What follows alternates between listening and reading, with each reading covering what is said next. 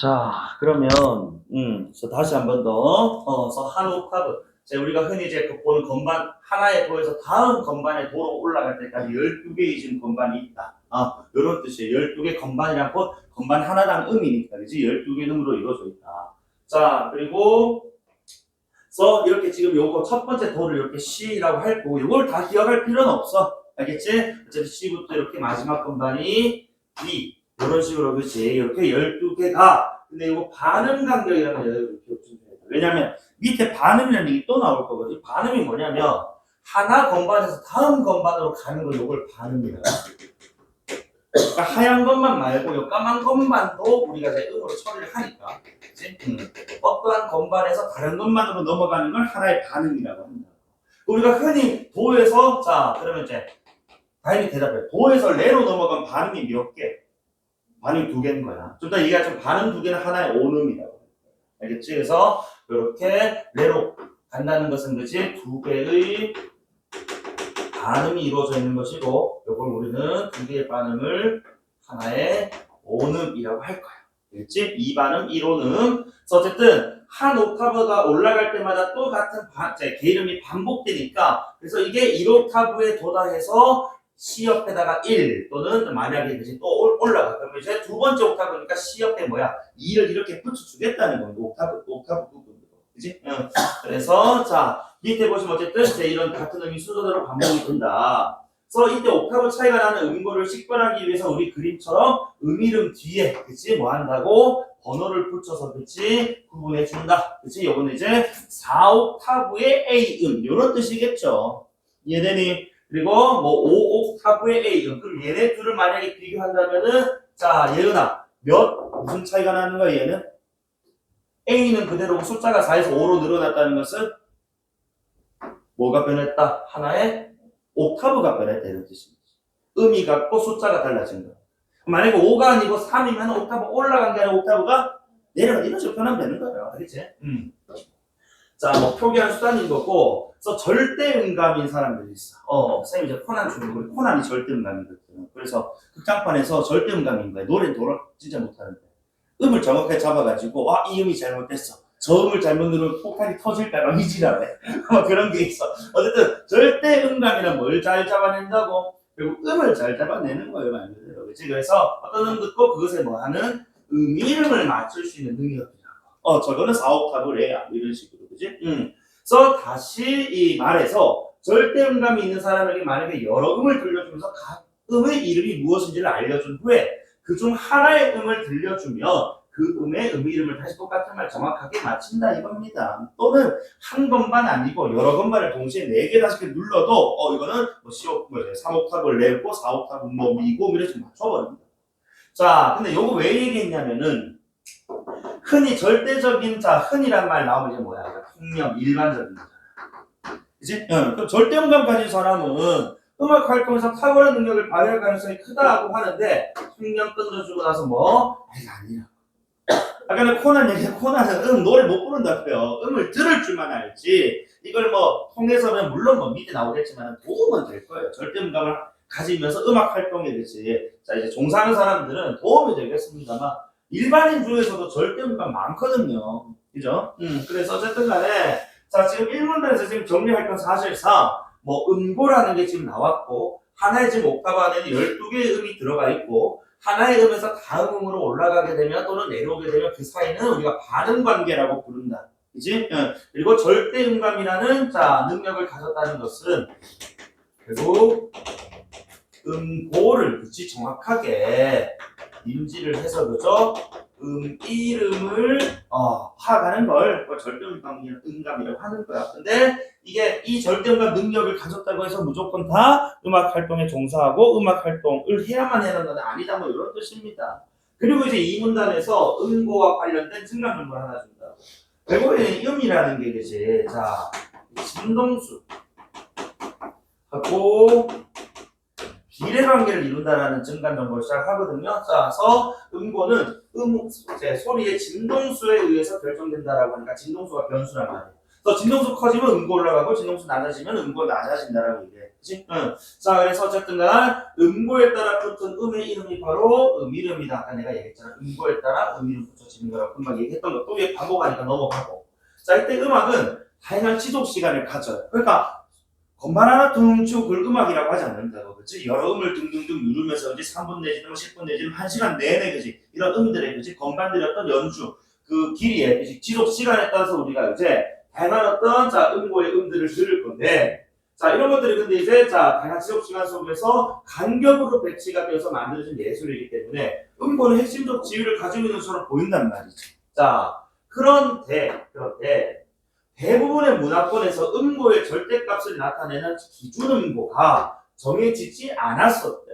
그러니까 19세기 초에서야 비로소 이 음고라는 것의 기준이 정해졌대. 기준음고라는 게 있지. 그 전에도 근데 사실 우리 뭐 보면은 뭐 그 19세기 이전에 음악가들 되게 많았단 말이에요. 그 양반들은 그러면은 음고에 대한 기준도 모른 채 어떻게 그렇게 아름다운 음악들을 만들어냈냐라고 물어본다면, 다시 얘기했을 때 우리 저 질문 속에 음고라는 게 사실 음악을 창작하거나 그렇지 뭐 작곡을 한다거나 하는 데 있어서 그렇게 중요한 것은 아니겠거니라는 생각이 좀 들 필요가 있었다는 거지. 자, 그래서 봐봐. 그래서 현대 서양 음악에서는 기준 음고로 이제 피아노 건반의 중앙, 우리 다 이제 피아노 가운데 앉아요. 가운데 앉았을 때 여기 지금 내가 반전되어서 그렇지. 여러분 자 봐봐. 앉았을 때 딱 건반이 이렇게 저 까만 건반이 3개가 연달아 딱 나오는 부분이 있다 이거야. 자, 여기서 이제 자, 우리 두 번째, 세 번째 까만 그 건반 있지, 그치? 그 밑에 누구 있어? A4 있잖아. 맞아? 요거를 우리가 기준 음고라고 해서 440Hz. 왜 헤르츠 갑자기 나왔을까? 준이야? 진동수. 그지? 그래서 자, 진동수에 따라 음고가, 그러면 너희들 딱 건반 옆에 이렇게 쳐봐야지. 자, 그러면은 이 A4를 기준으로 440보다 헤르츠가 높아져 낮아져? 낮아지는 것이고, 왼쪽은 오른쪽 갈수록 440헤르츠보다 뭐해진다? 높아진다. 이렇게 정도는 우리가 지금 읽으면서 그림에 대한 체크볼 필요는 있다는 겁니다. 이해되십니까? 쌤 다시 이거 반전시켜도 되겠니? 이번에 검것만 얘기하려고 얘기했던 거니까. 자, 어쨌든 간에서 현대음악에서의 기준음고를 어떻게 적었다고? 딱 앉았을 때 오른쪽에서 그치? 자, 그 3개 검은 것만 가운데, 그치? 두 번째, 세 번째 가운데는 A4. 요 놈을 우리는 그 기준음고로 그죠? 정하고 있다 이겁니다, 지금. 자, 그래서 그렇지만 기준음고가 보편적으로 정해져 사용된 기간, 고작 이제 몇 세기야? 19세기 초였으면 이제 21세기거든. 고작 한 2세기밖에 안 됐다는 거야. 그 이전에 그치? 2세기보다는, 2세기보다는 훨씬 더 그치? 자, 이 기준음고가 없었던 시간이 그치? 길었을 거란 말이야. 그런 시대에는 어떤 아름다운 노래를 어떻게 만들었느냐.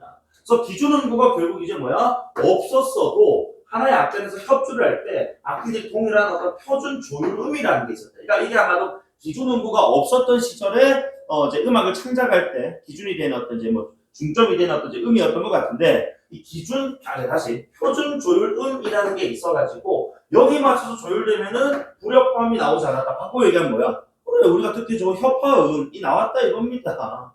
그래서 어쨌든 기준음고는 19세기 초에 정해졌고, 현대음악에서 기준음고라는 것은 자, 우리가 A4의 음으로서 440Hz 정도로, 그치? 자, 이렇게 해석을 하는데, 그보다 그치? 낮은 왼쪽 건반들은 낮은 진동수, 오른쪽 건반들은 높은 진동수를 가질 거예요. 그런데 우리가 19세기 초, 그러니까 그 이전에는 이렇게 기준음고가 없었는데 어떻게 했느냐라고 물어본다. 여기 저기 나와 있는 노란색 박스에 있는 표준 조율음. 요런 게 있어가지고, 이것에 그지 따라서 조율해서 그지 연주하면은 협화, 비협화, 그지? 불협화지, 그지? 불협화. 이렇게 결정됐다는 거야. 그래서 요것만 잘 따르면 불협화음 없고, 협화음이 그지? 이렇게 따라서 연주가 됐다 이거죠. 자, 그래서 여기서 음고 감각이 음악 활동에서 절대적인 중요성을 갖지 않는다는 힌트를 얻을 수 있다. 다시 한번 더. 음고가 없던 시절에도 우리 귀에 듣기 좋은 음악을 충분히 창작을 할 수 있었기 때문에 음고라는 것이 음악 활동 창작에 있어서 그렇게까지 그치 절대적인 것은 아니구나 라는 힌트를 얻을 수 있다라는 요 얘기죠. 요 힌트가. 이제 여기서 좀 더 쉽게 풀어 얘기하면은 기준 음고 이전에도 충분히 협화음, 그치? 아주 우리가 듣기 좋은 협화음악이 만들어졌다라는 걸 근거로 우리는 음고 자체가 그지 이렇게 음악 활동이 중요한 건 아니구나 이렇게 판단할 수 있다. 여기까지 납득되니? 자, 그리고 이제 다음 문단 보시면요. 자, 그래서 음고와 비교되는 개념을 바로 이제 음정. 자, 이게 좀 중요한 개념인 것 같은데. 자, 그래서 음고는 말 그대로 지금 음의 높이였어, 그렇지? 자, 음정이라는 게 우리가 흔히 뭐 노래 볼 때 뭐 음정이 불안하다 이렇게 표현을 많이 하거든요. 그러니까 음정이다라고 하면은 두 음의 즉 음고 사이의 그 간격을 우리는 음정이라고 합니다. 그러니까 우리가 이제 이 A 예를 들어서 뭐 도에서 그렇지 뭐 위로 올라가야 되는데 약간 떨리거나 그렇지 바로 위로 못 올라가면은 우리가 음고가 불안하지 않고 결국 도와 이 사이에 이제 그 간격이 뭐야 음정이 불안해서 그렇지 약간 지금 위로 제대로 못 가는 것 같아 이런 얘기를 한단 말이야. 그러니까 우리가 늘 잘 생각해봐. 노래하면 노래방 가가지고 노래들, 그치? 노래를 듣는데 누군가가 막 약간 목이 좀 그렇고, 막 염소처럼 부르는 거야. 에이, 에이, 막 이래 부르는 거야. 얘는 지금 이제 미로 가야 되는데, 미로 못 가고 레샵이라든지, 그치? 미 플랫으로 부르니까 정확한 소리가 잘 안 들린다는 거죠. 음정이 우리는 약간 뭐야, 예민한 거야, 사람들은. 그치? 그래서 사람들은 이 간격을 다시 이 음정을, 그치? 자. 그러니까 음정이라는 게 음고 사이의 간격이니까 음고의 진동수를 뭐해서 차이를 고려해서 우리가 판단하는 거구나 생각하기 십상인데 이거 좀 중요한 문장인 것 같아요. 우리 지금 여기 음정이라는 것은 이 말 그대로 이제 얘네 두 도와 지금 이제 뭐 미가 있다라고 하자. 그럼 얘네 둘의 지금 진동수 차이, 절대적인 차이를 얘기하는 게 아니고 뭐를 비교한다고? 진동수의 비를 통해서 우리는 그 음정이라는 걸 인지하게 된다는 거야. 그럼 얘는 지금 이제 보면 기본적으로 도에서 내가 미로 가려면은 이제 발음이 몇 개 있냐면은 하나, 둘, 셋, 네 개가 있다고 지금. 도에서 미로 가 자기를 뺀다. 알겠지? 그래서 요 네 개의 반음으로 이루어졌을 때는 또 몇 대 몇의 비, 이게 나올 거예요, 뒤에. 그치? 요런 걸 고려해서, 이게 우리가 뭐 듣기 좋다, 싫다, 뭐 이런 얘기 한단 말이야. 예를 들어서 가령, 자, A4가 나와 있고, 그 다음에, 자, E5가 있어. 있으면은 지금, 자, 요게 지금 440Hz고, Hz 뺄게. 자, 659. 이거는 뭐 과학자들이 규명해 놓은 거겠지, 그치? 얘네들 사이의 음정을 지금 이렇게 차로 드러내는 게 아니고 뭐 한다고? B로 드러내겠다는 거야. 그치? B로 드러내놨더니 약간 얘네가 3대2. 100%까지는 아니어도 3대2의 비율이 나오더라는 거지. 이때 우리 음악에서 그 음들의 비가 3대2로 불리면은 완전 5도라고 불리는 협화음의 하나다라고 얘기를 해요. 그래서 음정이라는 건 다시 한번 더, 우리가 하나의 그치? 그 간격에 대한 이야기인데, 요 간격은 차이가 아니고, 비율에 따라서 우리가 인지를 하는 거더라. 맞지? 요거 지금 얘기하고 싶은 겁니다. 자, 그리고 이렇게 어쨌든 음정은 높은 음고를 나타내는 진동수를 낮은 높은 음정이니까 요거는 이제 E5를 누구로 나눴다고 상대적으로 A4가 낮은 거잖아. 맞지? 이건 숫자로만 봐도 바로 비교가 될 거예요. 그지? 그래서 자, 이렇게 나눠서 얻은 B로서 표현을 하는데 이 옥타브라는 음정은 뭐야? A 도에서 우리 첫 번째 도에서 다음 우리 도로 넘어가는 거잖아요. 그렇지? 요때는 지금 뭐라고? 그 B가 2에 해당한다라고 되어 있는데 그러니까 쉽게 얘기해서 자, 아까 예를 들어 가지고 요 첫 번째 건반인 도가 10이었다라고 하자. 그러면은 두 번째 지금 도는 그 진동수가 뭐가 되니까 짱깨식으로 하자고 20이 되는 거야. 그러니까 높은 놈을 낮은 놈으로 나눈다고 했거든. 그러니까 무슨 관계가 나온다? 1대2의 비례 관계가 나온다. 비례 관계가 나온다. 아니, 자, 그래서 진동수가 2배 많아지는 관계다 이런 뜻이에요. 그지? 그래서 옥타브라는 것은 그치? 1대2라고 하는 건 지금 낮은 거. 그지? 높은 거 낮은 거 높은 거. 2대1로 하자. 알겠지? 2대1이라는 음정을 뜻이 나타낸다 이거예요. 이해되니? 자, 그래서 어쨌든 요즘 서양 음악에서 보편적으로 사용되는 평균율이라고 하는데 이 다시 한번 한 옥타브에 이제 이 등간격으로 몇 개의 반음이 들어가 있다고? 총 12개의 반음이 들어가 있다. 맞지? 그리고 요때 자, 온음이라고 부르는 개념은 다시 한번 뭐라고? 반음 2개다. 그치? 그래서 2반음 이꼴 1온음 이렇게 부른다는 거야. 알겠지? 그리고 어쨌든 자, 반음을 나타내는 진동수의 B가 2의 12분의 1제곱이라고 되어 있대. 이거 우리 보고 구하라고 하지 않는다. 그러니까 요 반음이 가지는 것이 진동수가 한 2의 12분의 1 정도가 된다는 거야. 그러니까 요거 대략 우리가 자 표현하면 1.06 정도가 되는데 오음은 당연히 지금 뭐야? 반음이 뭐니까? 2개짜리니까. 그치? 자, 이 진동수에 비해 2의 12분의 1에다가 다시 뭐야? 제곱을 취하면 오음의 진동수가 나온다. 그치? 그래서 진동비가 나올 때 진동수의 비라고 했을 때 얘는 제곱인 1.12 정도가 대략적으로 나온다. 알겠지? 그래서 반음 한 개 1.06 오음 한 개 1.12인데 여기까지 몰라 상관없어. 어쨌든 이때 평균율에서는 반음에 이게 중요한 게 개수로 음정이 정해지는 별표치 있어요. 그러니까 이 비율들 계산하는 거 2의 몇 제곱인데 그게 지금 분수로 표현돼 있잖아. 너무 복잡하다고. 그럼 우리는 여기서 지금 뭐야? 결국 반음의 개수로 뭘 정하겠다. 아까 음정을 정하겠다라고 얘기를 했거든. 자, 그래서 지금 여기 반음 2개 해당하는 오음은 장 2도, 3개는 단 3도, 4개는 장 3도. 이거 외울 필요 없어. 무조건 지문에 나올 거니까. 그냥 어쨌든 뭐에 따라서 반음 2개면 장 2도, 3개면 3도, 4개면 장 3도, 5개면 완전 4도 이런 식으로 불렀다 이거야. 그치? 쭉쭉쭉쭉 해서 어쨌든 12개까지 만약에 가게 되면은 12개는 뭐라고? 한 옥타브에 해당한다. 이렇게 얘기를 하겠다는 거지. 알겠어? 반음의 개수에 따라서 음정 다시 음 사이에 이게 뭐라고 해서 개념 다시 가져왔을 때 뭐라고? 간격이 정해지는 거야. 반음의 개수가 있는 것만큼 뭐 많으면 많을수록 그치? 늘어나는 거고 그 간격이 그치? 조금씩 줄어드는 거잖아 결국에. 그래서 음정이라는 음의 간격, 음고의 간격이 이렇게 정해지는 것이다. 그러면 다시 우리는 있잖아. 완전 5도 한번 가볼래? 완전 5도. 자, 완전 5도 요거 동그라미 한번 쳐봐. 아까 우리 A5에서 E5였나? A4에서 E5였을 때, 그치? 자, 이걸 완전 5도라고 했거든. 그때 그 B가 뭐 3대 이런 얘기를 했는데, B를 떠나서 뭐의 개수를 한번 너희 세보라고?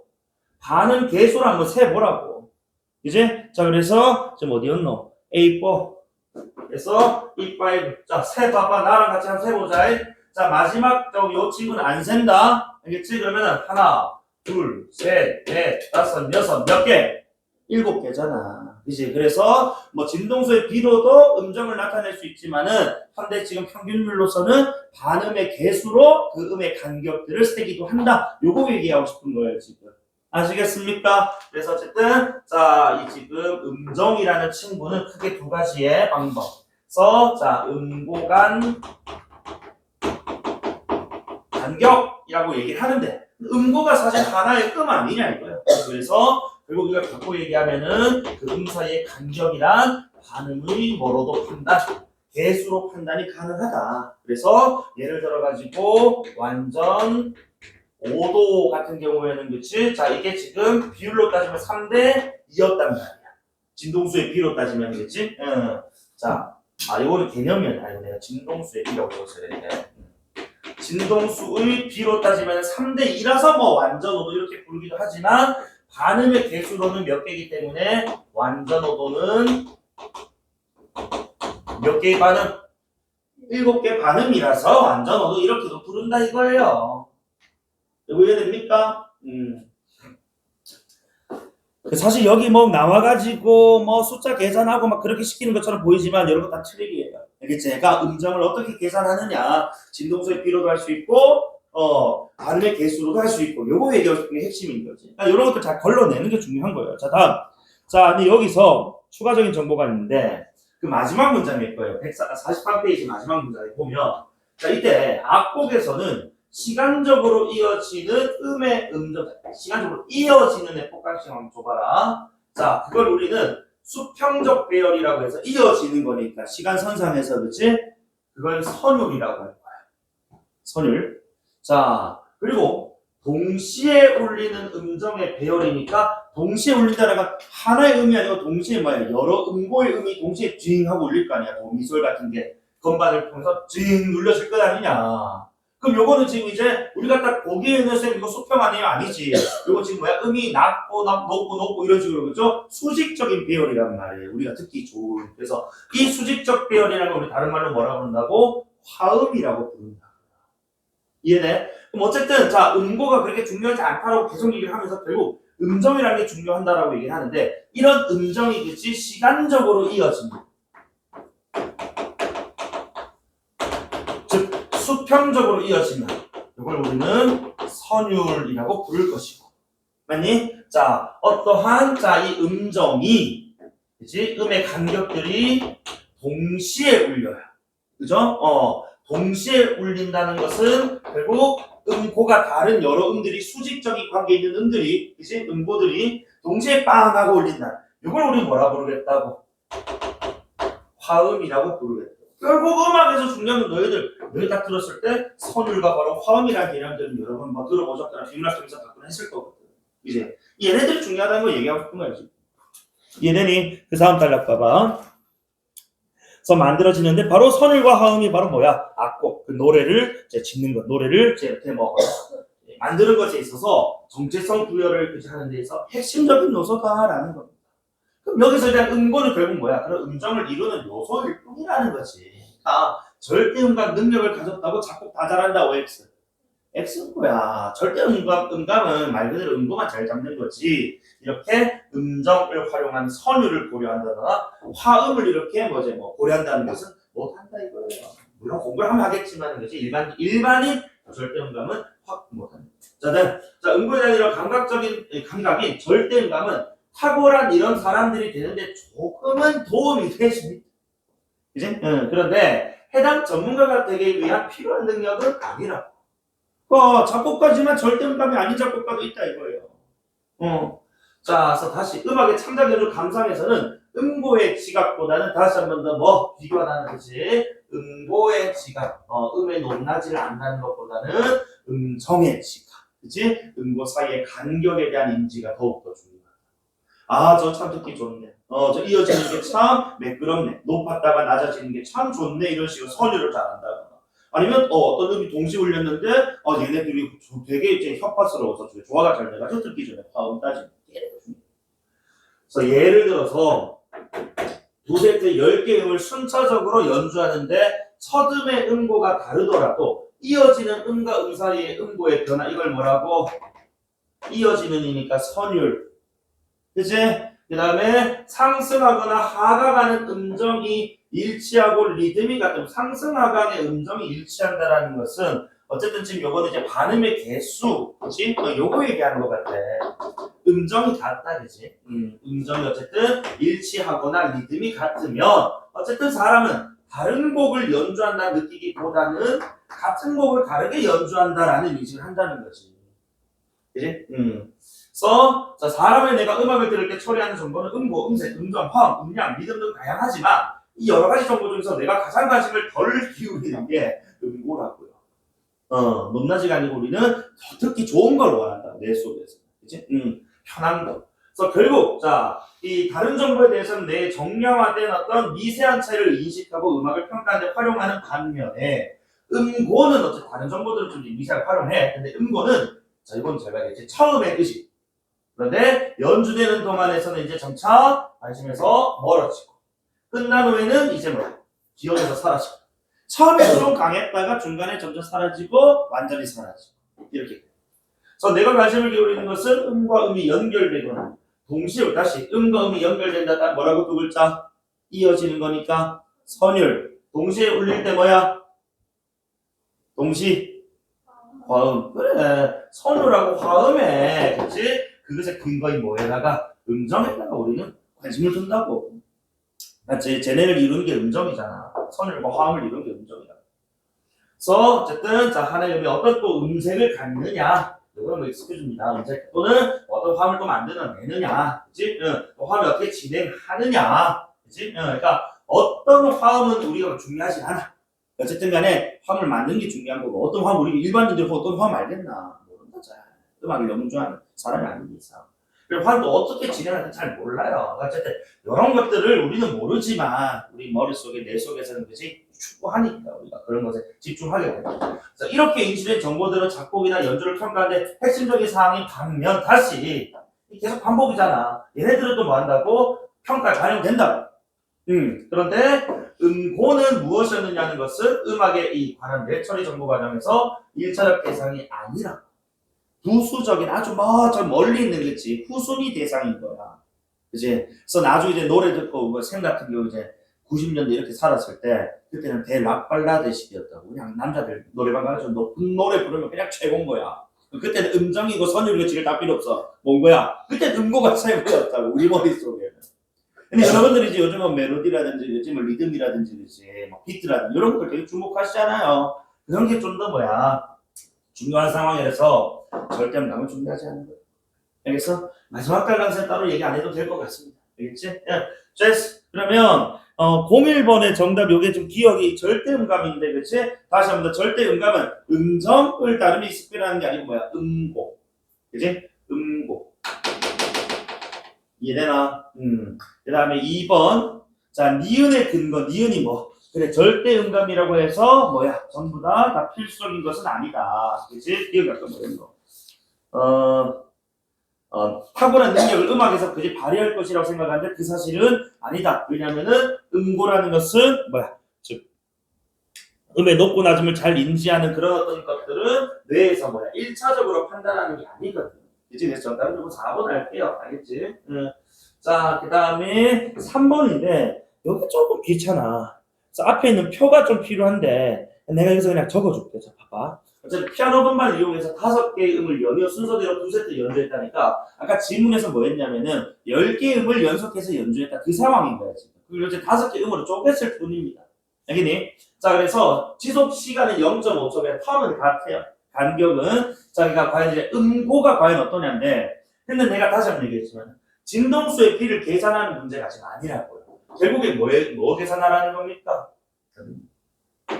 반응 계수 계산하라는 거예요. 그래서 내가 일일이 다 세왔다 이거야 얘들아.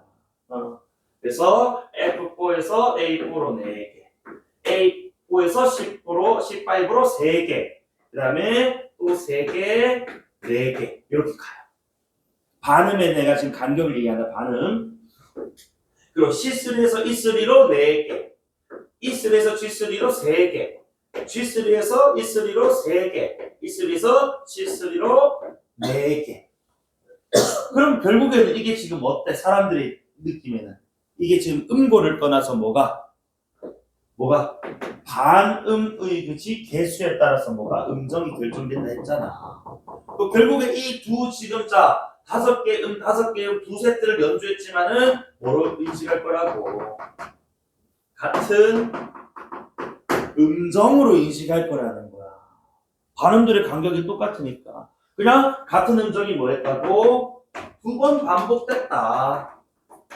이런 생각을 한다는 거지 사람들은. 이해돼? 그리고 다만 첫 연주할 때 F4에 대해서는 조금 할 수는 있다. 음고에 대해서 그치? 조금 생각할 수는 있다. 왜? 연주할 때 첫 음 정도는 그치? 음고에 대해서 좀 고민을 이제 생각 좀 한다 했었거든. 요런 얘기입니다 지금.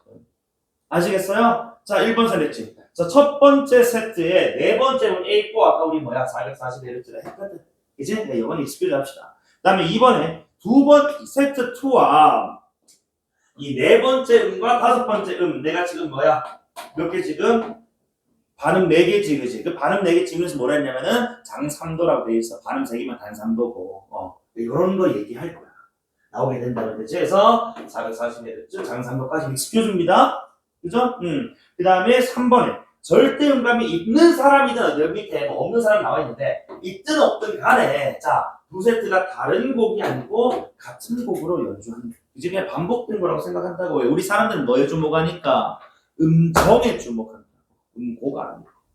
그래서 같은 곡을 그냥 했을 뿐, 자, 같은 음정이니까 같은 곡인데 그냥 했다. 이거 4번 소리 주변에 별 것이야.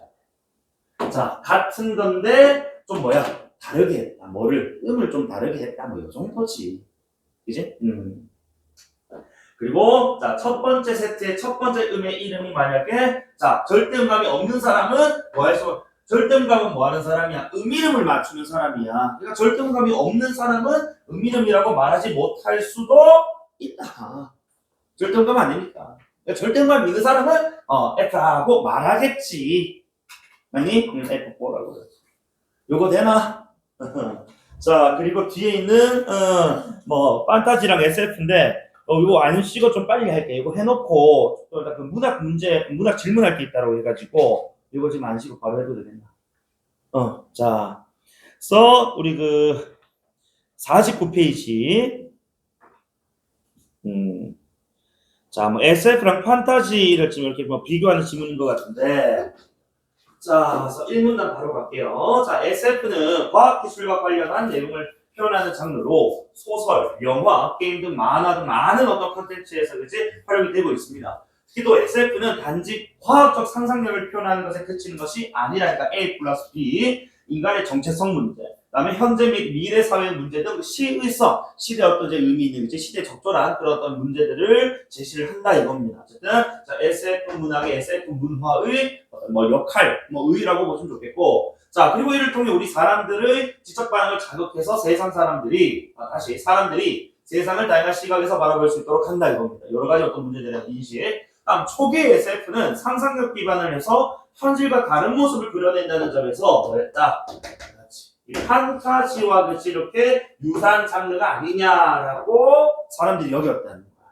그래서 가치가 낮게 평가가 좀 되었다라고 되어 있는데, 여기서 이렇게 빌드업한 이유는 요즘 SF는 지금 봐봐. 그냥 단순 판타지가 아니고 망상이 아니고 공상이 아니고 뭐라고 이 사회 문제라든지 사람들이 인식을 이끌어내는 역할을 하니까 이렇게 낮게 평가되는 것에 대해서 변화를 이끌어낸 어떤 계기 또는 어떤 사람이 등장할 수밖에 없다는 거지, 패턴상.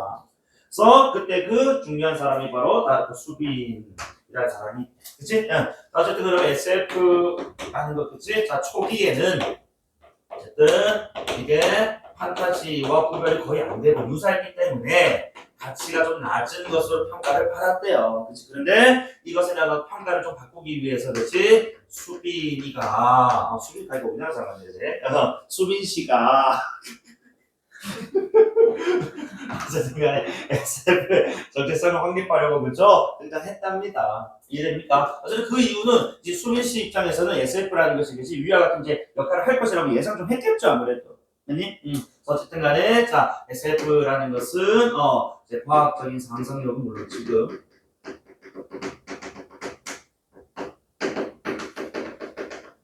실성 있는 문제들, 그치? 이야기들을 제시. 그러면서 사람들이 어떤 지적인 어떤 반응을 유발, 그런 어떤 중요한 어떤 역할을 한단 말이야. 근데 초기는 이렇기 때문에 수빈이나 사람이 어떻게 이런 인식들을 이렇게 좋게끔 바꿨는지 보자는 거야. 이 문단 한번 가볼까? 자, 그래서 이제 수빈 씨는 판타지와 구별될 수 있는 우리 SF만의 특징을 정리하기 위해서 이 낯선 것이라는 것의 차이를 설명했다는 거야. 자, 그래서 이 낯선 것이 뭐냐? 라고 했을 때, 이 판타지는 상상력에 기반해서 창작되는 장르입니다. 그래서 낯선 것들 기억이 등장을 해. 그래서 우리가 살아가는 삶이 좀 현실과는 다른 모습을 보인다. 자, 일단 우리 판타지부터 한번 가보자고. 자, 그래서 판타지나 등장하는 이 낯선 것들은 이야기 흐름을 위해 만들어진 것이기 때문에 세상에 존재할 수가 있는 가능성이 되게 극단적으로 표현하고 있다? 전혀 없어요. 자, 그럼 우리는 뒤에 나와야지. SF는 지금 뭐야? SF에서 다루는 낯선 것들은 현실에서 나타날 가능성이 있는 것이기 때문에, 그치? 현실과 뭔가 좀 연결될 수 있지 않을까 하는 그런 생각들. 그렇게 이어지면서, 그치? 판타지가 그냥 일반 판타지와는 좀 다른 어떤 깊고 심오한 의미를 가진 것이 아닐까? 이런 생각으로 이어질 수 있다. 납득되니? 하지만 사람들은 판타지에 등장하는 상상의 존재들을 뭐 한다고? 그렇게 이거는 하지만이 아니고 나는 그렇기 때문에라고 나는 생각을 해. 이 문장의 연결이 좀 잘못된 것 같아. 그렇기 때문에 세상에 존재할 수 있는 가치가 전혀 없다는 어떤 이 판단하에 당연한 존재로 받아들인다. 왜? 저건 있을 수가 없는 거니까 저 세계에만 있는 거라고 생각을 하거든. 절대로 이 세상에 나올 수가 없는. 그래서 그러면서 자 이를 의심하고 거부한다. 판타지라는 구조 깨져가 당연히 거부 안 하고 의심 안 한다 이거. 그러니까 이거는 판타지적 요소야. 현실과는 다르다고 이런 식으로 받아들여. 자, 예를 들어서 판타지 작품에서 뭐가 용이 등장한다.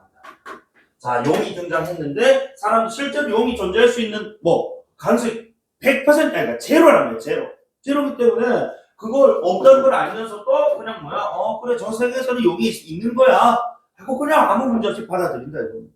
이해됩니까? 자, 그래서 어쨌든 판타지와 관련해서 낯선 것을 먼저 얘기했어. 자, 보니까 판타지의 낯선 것은 자, 말 그대로 그렇지. 자, 일단은 현실과 같지 않은 것이고, 그다음에 세상에 존재할 수가 전혀 없어요.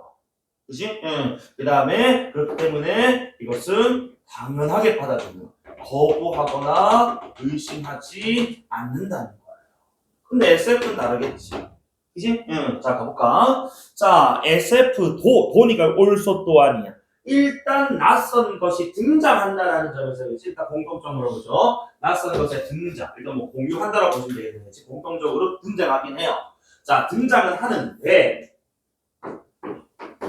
자, 판타지와는 다른 등장, 어떤 등장을 하더라도 다른 의미를 속성을 가진다는 거예요. 첫 번째. 자, SF를 우리 그 수빈 씨는 인지와 낯설이라는 이제 두 개념으로 지금 이제 설명을 하는데, 인지적 낯설이라는 게 사실 인지한다는 거 왜 안다는 것이고, 낯설다라는 건 내가 지금 모른다는 거죠. 쉽게 얘기해서. 되게 모순적인 단어인데, 그치? 지금 이제 통합이 되어 있어요. 봐봐. 어쨌든, 인지적 낯설이라는 요 단어를 활용해서, 자, 판타지와는 지금 구별하고 있다는 거. 이제 인지적 낯설이라는 것과 낯선 것하고의 어떤 관련성에 대해서 얘기를 할 것인데, 자, 인지는 어떤 대상을 경험을 통해 이미 알고 있는, 경험을 통해 이미 알고 있는, 그치? 자, 어떤 대상을 낯설게 느낀다라는 것은, 자, 실제로 경험한 적이 없기 때문에 그것을 새롭게 내지는 아예 이해를 못하는 거야. 따라서 인지와 이 낯설이라는 것은 결국 모순적인 건 아니냐. 경험을 해서 아는 건데 경험을 못해서 새롭거나 이해가 안 되는 거거든. 그치? 근데 지금 여기서 우리가 좀 더 번쩍했어야 되는 게 바로 저건 거야. 자, 이 SF에서의 낯선 것이란 결국에는 내가 현실 세계에서 뭐야? 볼 법한 또는 봤을 법한 앞으로 보게 될 법한 이런 개념으로 봤을 때는 그렇지 인지적 대상으로 볼 수가 있는데 아직은 내가 실제로 경험은 안 했으니까 보았니? 낯설이라는 의미가 함께 지금 내재되어 있는 건 아닐까라는 생각이 들어요. 왜? SF랑 아까 S가 뭐예요? 사이언스였거든요. 앞으로의 과학적 기술 발전이 그치 이루어진다면 볼 수도 있는 거라는 거야.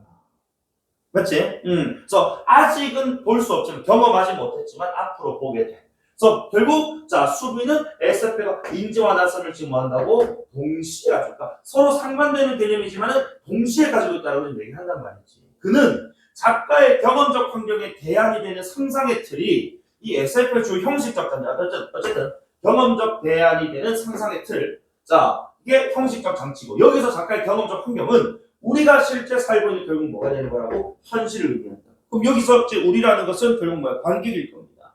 관객 입장에서 저 지금 경험적 환경에 대한 그 상상의 틀을 우리가 어느 정도 경험하기 때문에 그렇지? 실제 삶이기 때문에 실제 현실이기 때문에 인지가 어느 정도 되는 상황에서 이것은 현재 과학기술의 어떤 수준으로 이해가 할 수 있는 우리가 경험할 수 있는 거죠.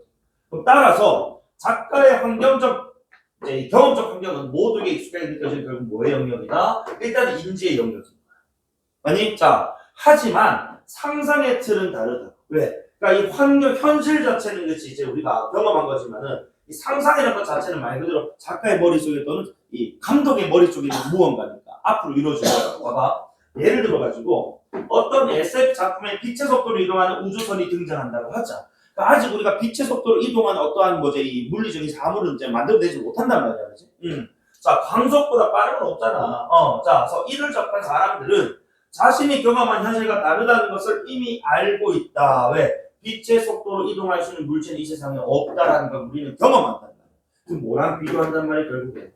현실과 비교를 한다 이거예요. 이제 비교를 해서 자, 아직까지 우리 현재 과학기술 수준으로는 그렇지 뭐 할 수가 없다? 실현이 안 된다라는 걸 그렇지 생각할 수 있단 말이야. 또 저거는 철저하게 지금 뭐다? 상상력의 기반을 둔 거지. 결국 나선 것이다. 하지만 언젠가는 뭐 할 수 있지 않을까? 이현아, 언젠가는 뭐 할 수 있지 않을까? 과학적인 어떤 기술, 원리를 기반으로 뭐 우리가 저 우주선을 만들 수도 있지 않을까, 언젠가 볼 수도 있지 않을까라는 이런 개연성. 아까 세상에 절대로 100% 존재할 수가 없다고 했거든요. 그러니까 개연의 반대 우리가 단정이라고 합니다. 그러니까 여기 지금 SF에서는 지금 뭐라고? 개연적인 어떤, 그치? 인지라는 것은 결국 이제 현실. 그치? 낯섦이라는 것은 아직은 현재 과학기술로는 경험하지 못했습니다. 이게 앞으로는 곧 뭐 할 수도 있다라는, 즉, 그래서 말하는 낯섦은 개연적이라고도 봐야 되지 않느냐. 나타나게 될 가능성이 있다. 여기서는 가능성 제로였는데, 가능성이 그래도 있다. 이런 뜻입니다. 보다 쉽게 설명하면 이렇게. 됐지? 그래서 판타지에 낯선 것과는 다르다. 판타지 낯선 건 절대로 이 세상에 나타날 수가 없다. 맞지? 얘는 나타날 수 있다. 자, 그래서 어쨌든 자, 그리고 SF에 또 등장하는 낯선 것을 접하는 사람들은 판타지를 접할 때와는 달리 이를 당연하게 여기지 않고 되게 낯설게 바라본다는 거예요. 왜? 저게 정말로 실현된다고? 라는 생각이 깔려있을 거기 때문에. 다시 한 번 더. 왜 낯설게 바라본다? 그 이유는 나는 개연성. 이 개연성이 이 지문을 관통하는, 그죠? 뭐 나는 낯선 것에 멋지라고 얘기하지만은 이 개연성이 가장 큰 특징이야. 둘을 구분해. 얘는 무조건 없고 판타지, 그지? 그래서 수빈은 SF의 낯선 것이 단지 상상력을 표현하는 작품 속 장치로 그친 것이 아니라 낯섦을 유발하는 것. 그래서 그동안 경험하지 못했던 것을 바라보면서 느낀 그 낯섦은 실제 경험하고 있는 현실에 대한 낯섦으로 또 이어진다는 이 문장도 좀 중요하네요, 그죠? 그러니까 이 개연성에 따라서 앞으로 저렇게 흘러갈 수 있단 말이야, 정말이야? 그러니까 우리가 한 20년 전에 아이로봇이라는 영화가 나와서 윌 스미스 나오는. 거기서는 로봇들이 정말로 사람처럼 생각하고 막 이렇게 막 일을 하고 막 그래. 사람과 로봇이 함께 산다고. 그때 당시에 우리 그 영화를 보는 사람들의 마음들 어땠을까? 선생님 그때 당시에 이제 뭐 나는 지금 이제처럼 많은 걸 경험하지 못했던 시대니까 보고 너무 충격받았어. 막 로봇이 사람도 지시하기도 하고 막 그래. 거기서는 사람과 로봇의 관계에 역전돼 있거든. 사람이 로봇처럼 이제 말 그대로 이제 노예적인 일을 하고 막 그래. 그게 사실 이제 멋지 않았다는. 그러니까 내가 살고 있는 경험하고 그죠? 이 현실하고 너무나도 괴리가 되니까 이게 낯설게 느껴지는 거야. 지금은 우리가 그때 당시만 해도 뭐 로봇 총 이런 게 어디 있어? 그러니까 그런 시대가 근데 점차 올 거라는 어떤 이제 막연한 불안감, 그건 뭐 때문에 생길까? 개연성 때문에. 그러니까 이게 너무 이제 현실에 낯설게 느껴져. 이해되니? 그래서 어쨌든 당연하다고 생각했던 현실을 낯설게 느끼며 새로운 관점에서 바라본다. 아, 저런 게 가능할 수도 있겠구나. 맞지? 그래서 수비는 SF의 이 낯설면 단지 새로운 것을 접하며 느끼는 것에 그치지 않고 다시 뭐라고? 현실을 바라보는 다른 시각이 뭐야? 새로운 관점. 아, 저렇게 흘러갈 수도 있네. 그지? 그러니까 불과 진짜 뭐 한 30년 전에 나왔던 매트릭스 같은 거. 그지? 매트릭스 막 피하잖아. 그지? 뭐, 홀로그램 막 나오고. 진짜 머지 않아. 자, 그래서 현실을 보다 깊이 또 근데 이해할 수 있다. 어쨌든 간에 다시 나오잖아. 과학적 상상력은 물론이고 시의성 같은 것들을 주면서 사람들의 직접 반응을 또 이끌어낸다는. 그치? 그러니까 판타지 그런 거 못한다. 판타지는 단순하게 그냥 거기서 그 현실, 가상현실에서 일어날 수 있는 게 존재하는 그런 어떤 존재로서, 그치? 대상으로서 이렇게 우리가 인식을 할 뿐이고, SF는 결국 이제 개연성이라는 요 특징으로 인해서, 그치? 맞아, 저희가 저럴 수 있지 하면서, 그치? 사람들의 어떤 직접 반응. 또는 이 직접 반응에 의해서 바로, 다른 말로 표현한 뭐야? 현실을 바라보는 시각. 그치? 또는 관점. 이런 것들을 이제 만들어낸다 이겁니다. 맞죠? 그래서, 우리가 흔히 SF를 공상, 과학, 이렇게 표현하는데, 공상이라는 게, 사실은 아직은 그 상상이 실현되지 않은 것이라는 뜻이고, 될 수 있다라는 가능성, 즉, 개연성이 전제되어 있는 표현이에요. 자, 어쨌든 간에. 그래서 특히나, 자, 한 개 더 나와. 그래서 수비는 이 SF의 정체성을 또 보여주는 다른 특징으로 녹음이라는 걸 얘기하는데, 녹음이 또 뭐냐. 새로운 것을 의미하네요. 자, 그런데 사람들이 경험하는 현실과 SF 속 세계를 구분해주는 가장 큰 구분점이 되는 새로운 것이라고 한답니다. 그럼 여기서 녹음의 특징은 또 뭐냐? 뒷페이지 보시면. 자, 총체적이라는 것인데, 결국 이는 새로운 것으로 인해, 즉 녹음으로 인해 사람들의 가치관이나 세계관이 바뀔 정도로 강한 영향력을 미친다라는 것. 쌤이 아까 뭐 아이로봇이나 뭐 이제 그 매트릭스 같은 영화를 예로 들었는데 여기 이 문장에서도 이 지문에서도 빛의 속도로 움직이는 우주선의 존재를 받아들인다는 것은 지금 이 과학기술의 발달 정도를 이제 인정한다라는 그 정도를 뛰어넘어서 아 이제 이 세계가 정말로 이제 광속의 어떤 이제 이 시대 속에서 이제 살아가게 되는 거구나. 우리가 정말 이제 뭐 이렇게 이 시간 단위로 살아서는 절대로 이 시대에 이 시간에 맞출 수가 뭐 없겠구나라는 거지 총체적인 이해로 나아간다라는 거. 그러니까 단순히 아니라 그러니까 발달 정도의 어떤 이제 수준이 아니라 세계에 대한 총체적인 인식 변화. 그지? 쉽게 너 다시 한번 지적 반응을 유발시키는 것 이렇게 읽어도 되겠죠. 이해되니? 응. 자 그러면서 결국 이제 이 빛보다 빠른 속도로 이동하는 기술의 등장은 결국 이런 거야. 시공간에 대한 개념 자체를 새롭게 만들어버린 즉 세계에 대한 총체적 인식 변화가 유도될 수밖에 없다는 겁니다. 그냥 기술이 만들어졌네로 그치는 게 아니라 안 그렇겠니? 그러니까 지금 내가 뭐 신문 얼마 전에 보니까 서울에서 부산까지 이제 정말 빠른 거의 뭐 음속 수준의 그치? 그 전철이 생기면은 서울에서 부산까지 15분 걸린다는 거야. 15분. 이제 음속은 광속보다 좀 느릴 거 아니야. 간에 그래서 이런 관점이 어쨌든 간에 이 작품 내에서만 이루어지는 것이 아니라 실제 현실을 볼 때도 적용이 된다. 그래서 SF에 등장했던 그 노분, 그 새로운 것이 현실에 존재하는 것은 지금은 아니지, 지금의 기술로 구현되진 않았습니다만 이 SF를 통해 간접적으로 경험한 관점의 변화는 결국 이제 다른 시각으로 현실을 바라볼 수 있게 요 노분이었어 도와준다. 결국 이제 이 지적인 어떤 반응을 유발하는데 뭐가 관여한다? 이런 새로운 노분이라는 것이 관여한다.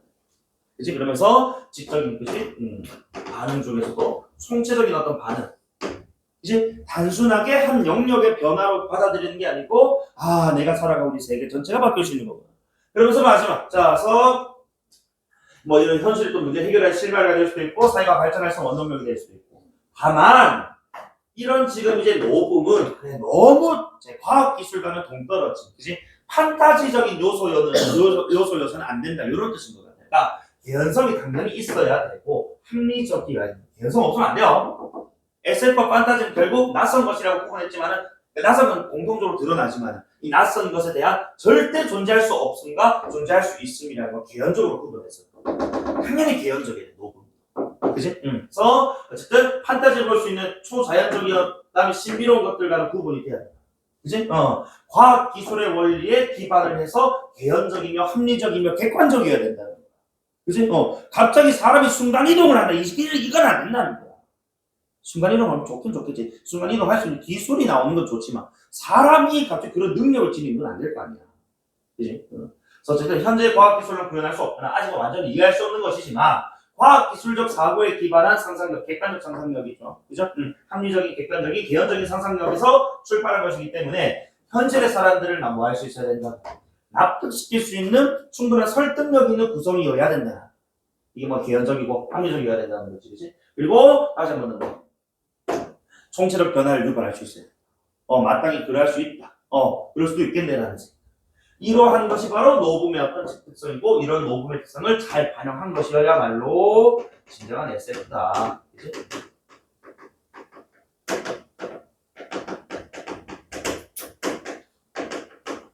그다음에 이런 게 있어요. 이해되니? 문장 풀어보면 1번은 그냥 1번하고 넘어갈게요. 그래서 우리 수빈 씨가 가지고 있던 생각 얘기하고 있고 어쨌든 뭐 SF 소설에 줄거리 나와 있는 이 줄거리 필요 없다. 자 여기에 대해서 누구의 반응? 수빈 씨 반응이라고. 그럼 이제 수빈이가 이제 SF에 대해서 어떤 얘기를 하는지에 대해서 적절한 걸 찾으라니까 결국 오답은 누구로 구성해놨겠어? 판타지의 요소로 구성해놨겠지. 볼까? 1번에 독자들은 외계인의 언어를 낯설게 느끼지 않고 자연스럽게 받아들인다. 이거 지금 뭐야? 판타지. 맞지? 2번에 작가를 경험적 풍경은 독자와 공유되고 있기 때문에 소설 내에서 외계인과 인간이 소통하는 것은 아니야. 인간과 외계인이 지금 이제 소통하는 것은 독자에게 낯선 거야. 그치? 왜? 그건 SF든 판타지는 공유하는 거거든. 낯설미라는 건 당연히 드러나야 되는 거야. 낯설지 않아서는 안 된다고. 기본적으로. 안 그래? 이걸 보고 낯설지 않는 거야 이렇게 입으면 안 된다는 거지. 지금 낯설지만 나중에 낯설지 않을 수 있다라는 게 SF. 3번은 이 소설에 등장하는 외계인의 언어는 주인공이 그동안 경험하지 못한 새로운 것. 이게 뭐라고? 녹음. 이제 그것은 결국 뭐야? 총체적으로 그죠? 세계관. 그렇지. 저런 언어도 있구나. 그러면서 이제 우리가 저런 외계 세계 생명체와 소통을 하려면 저런 언어를 해석하는, 그지? 저런 언어를 알아듣는 그런 능력이 필요하겠구나. 앞으로의 세계에는 이라는 개연적이면서 그지? 합리적인 객관적인 어떤 뭐 정답은 3번인 거지. 맞지? 이제는 이제 우리말만 이 세계 이 지구에 있는 말만 해서는 안 되구나. 나중에는 진짜 외계 영역, 화성어 이런 게 나올 수가 있다고. 안 그래? 수능에 4번에 틀린 말. 모든 시간대가 동시에 존재하는 시간과는 현재 과학 기술로는 그러니까 모든 시간 과거 현재 미래가 동시에 있는 현재 과학 기술로는 우리가 납득이 안 돼요. 그런데 이 소설 읽으면서 분리하는 게 아니고 뭐 한다고 오히려 현실도 총체로 이해하게 만들면 어떻게 분리를 해? 맞지? 응. 그 다음에 5번에 외계인의 존재나 외계인이 사용하는 언어는 상상력을 기반으로 생각된 것이지만 현실 사회 모습이 반영되어 있기 때문에 독자들이 작품 수행하는 중간에 실제한 것으로 느껴서 낯설지 않겠군 하면 어쨌든 앞에 있는 말이 무슨 말인지 모르겠지만 낯설지 않겠군 하면 안 된다고. 그래서 낯설어야 돼. 이거는 내가 인문예술 지문의 봉이 문제 안 읽어도 된다고 생각을 해. 아, 너무 내가 뭐 비문학 수업 한지 오래됐다. 저 모의고사 비문학 수업 한지 오래됐지. 봉해야 되거든. 3번 쌤 말씀만 해도 되겠죠? 공통점 뭐야? 낯선 것 등장한다. 차이점이 있다면은 그 낯선 것이 이 세상에 절대로 등장할 수 없다라는 것에 대한 거지. 의심 없고 당연한 것으로 여기는 것이 판타지라는 거. 오른쪽에 SF는 뭐야? 인지적 낯설므로 그렇지 받아들이면서 개연적인 현실에 나타날 수도 있다라는 것으로 그렇지 낯설게 느끼는 거야. 요거는 여러분 읽어보시고 답지 확인해 보시면 됩니다. 그래서 오늘 요거 다이나 2개 요청했기 때문에 한번 해봤고, 자 영상을 좀 이제 꺼도 되겠지, 그지? 그러면은